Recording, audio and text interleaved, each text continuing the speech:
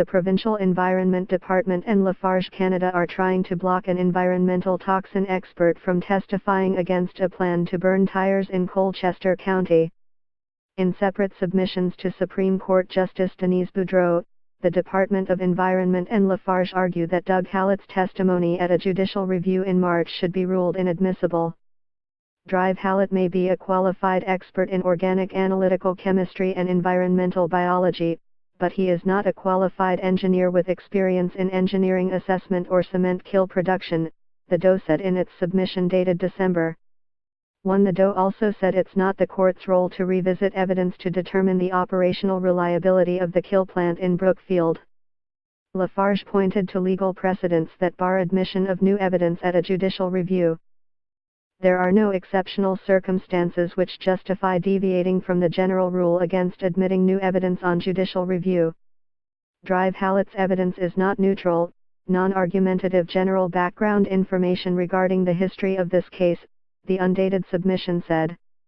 Groups opposed to Lafarge's tire burning plan have retained Hallett to testify at a judicial review of the DOE's approval of the plan scheduled for March 6 to 7 in Nova Scotia Supreme Court in Halifax. The court will hear arguments for and against the admissibility of his testimony on Thursday. Lydia Sorflaten, a spokeswoman for residents opposed to the tire burning plan, said the DOE and Lafarge are trying to stifle information about cancer-causing chemicals that have been linked to burning tires.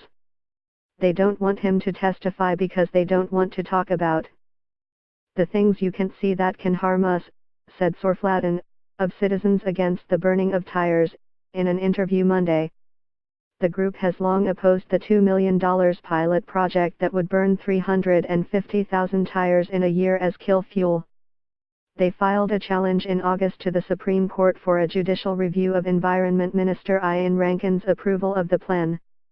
Related, the notice claims the minister's decision failed to properly consult the public, to protect human health and to prevent pollution.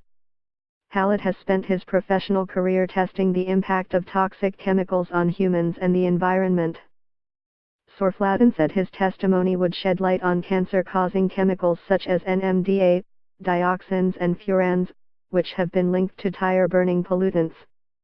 The Lafarge plant already burns plastics, shingles, glycerin, spent fuel and pet coke garbage coal at temperatures too low to adequately reduce the resulting toxins. We're especially concerned about the impacts of the heavy metals and the persistent organic cancer-causing, neurologically altering compounds that tires will increase, she said.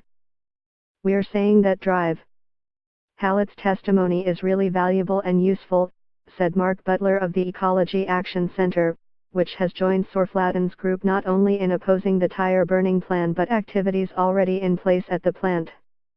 Butler said the plant's current electrostatic precipitator technology, which uses an electrical charge to pull pollutants out of emissions, isn't adequate.